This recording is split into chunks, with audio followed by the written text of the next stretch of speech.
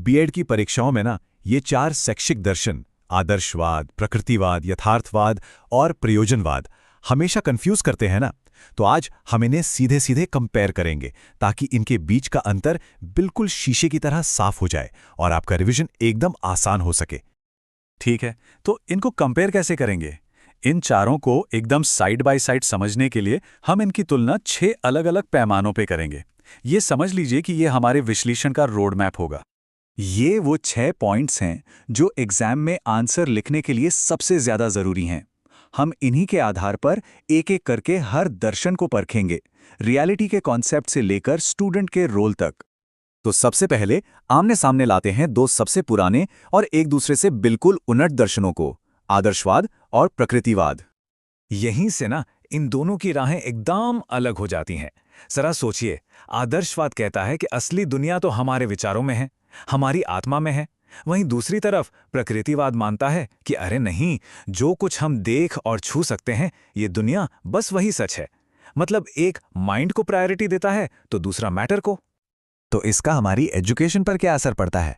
आदर्शवाद का लक्ष्य है सेल्फ रियलाइजेशन, यानी खुद को जानना, नैतिक और आध्यात्मिक मूल्यों को विकसित करना। लेकिन प्रकृतिवाद का लक्ष्य है सेल्फ एक्सप्रेशन, यानी बच्चे को उसकी नेचर के हिसाब से आज़ादी से खुद को एक्सप्रेस करने देना, बिना किसी रोक टोक के। और ये फर्क उनके करिकुलम में भी साफ साफ झलकता है। जहां आदर्शवाद में आपको मिलेंगे आर्ट्स, रिलीजन और लिटरेचर जैसे विषय जो वैल्यूज सिखाते हैं, वहीं प्रकृतिवाद में जोर दिया जाता है साइंस, बायोलॉजी और हेल्थ जैसे विषयों पर, जो बच्चे को उसकी नेचुरल दुनिया से जोड़ते हैं। पढ़ाने के तरीके भी एकदम ऑपोजिट हैं। आदर्शवाद में लेक्चर और डिस्कशन जैसे ट्रेडिशनल टीचर सेंटर्ड तरीके अपनाए जाते हैं, जबकि प्रकृतिवाद करके सीखना, ऑब्जर्वेशन और खेल खेल में सीखना, इन सब पर जोर देता है। यहाँ एक्सपीरियंस ही सबसे बड़ा टीचर है। यहाँ टीचर की भूमिका में तो जमीन आसमान का फर्क है।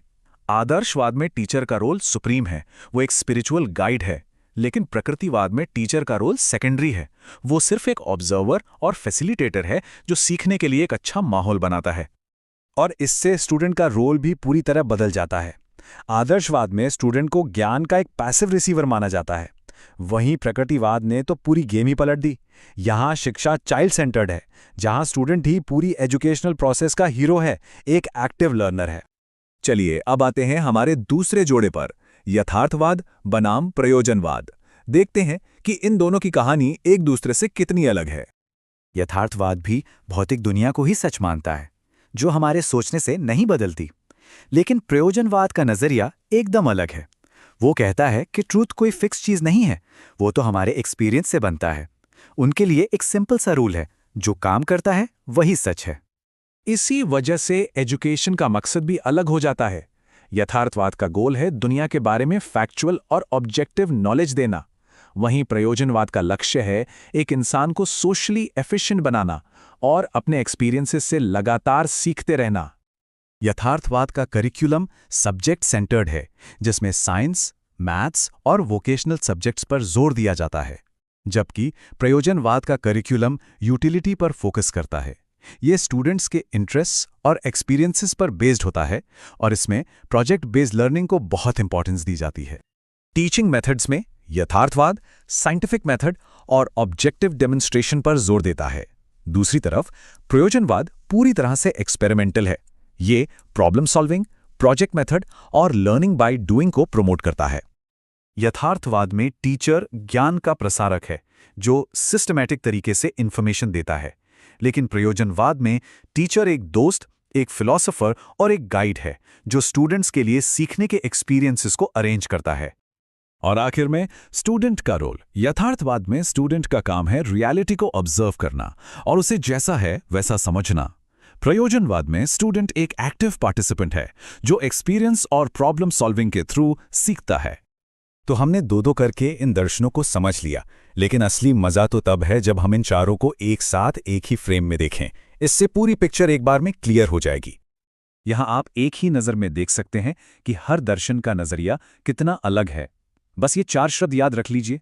आदर्शवाद स्पिरिचुअल है, प्रकृतिवाद नेचुरल है, यथार्थवाद ऑब्जेक्टिव है और प्रयोजनवाद प्रैक्टिकल है। ये टेबल आपके रिवीजन के लिए सबसे बेस्ट है। ठीक है, अब कुछ तेजी से एग्जाम के लिए जरूरी सवाल जवाब करते हैं, बिल्कुल टू द पॉइंट। पहला सवाल, करके सीखना यानी लर्निंग बाय डूइंग मुख्य रूप से किन दर्शनों से जुड़ा है? सही जवाब है प्रयोजनवाद और प्रकृतिवाद। दोनों ही एक्सपीरियंस और एक्टिव पार्टिसिपेशन पर बहुत जोर देते हैं। अगला सवाल, कौन सा दर्शन स्पिरिचुअल आइडियाज और वैल्यूज पर सबसे ज्यादा फोकस करता है? इसका जवाब तो बिल्कुल साफ है, आदर्शवाद। इसका तो बेस ही स्पिरिचुअलिटी है। और आखिरी क्विक फायर सवाल, इनमें से सबसे ज्यादा चाइल्ड सेंटर्ड दर्शन कौन सा है? जवाब है प्रकृतिवाद, जहां बच्चे की नेचर और उसकी आजादी को सबसे ऊपर रखा जाता है। चलिए इस पूरी चर्चा को एक आखिरी स्लाइड में समेट लेते हैं। ये लास्ट मिनट रिवीजन के लिए एक स्नैपशॉट की तरह है। तो आदर्शवाद है आत्म अनुभूति के लिए शिक्षा, मूल्य आधारित करिकुलम और स्पिरिचुअल गाइड के रूप में टीचर के साथ। प्रकृतिवाद है प्रकृति के अनुसार आत्म अभिव्यक्ति के लिए शिक्षा, जिसमें बच्चा सेंटर में है और टीचर एक ऑब्जर्वर है। यथार्थवाद है ऑब्जेक्टिव रियलिटी को समझने के लिए शिक्षा, साइंटिफिक सब्जेक्ट्स और ज्ञान बांटने वाले टीचर के जरिए। और प्रयोजनवाद है सोशल एफिशिएंसी के लिए शिक्षा, प्रैक्टिकल एक्सपीरियंस, प्रॉब्लम सॉल्विंग और एक गाइड के रूप में टीचर के माध्यम से। तो यहाँ अब बड़ा सवाल ये नहीं है कि इनमें से कौन सा दर्शन सही है, बल्कि सोचने वाली बात यह है कि आज की क्लासरूम में किस स्थिति में कौन सा दर्शन सबसे ज्यादा काम आ सकता है। Don't forget to like and subscribe.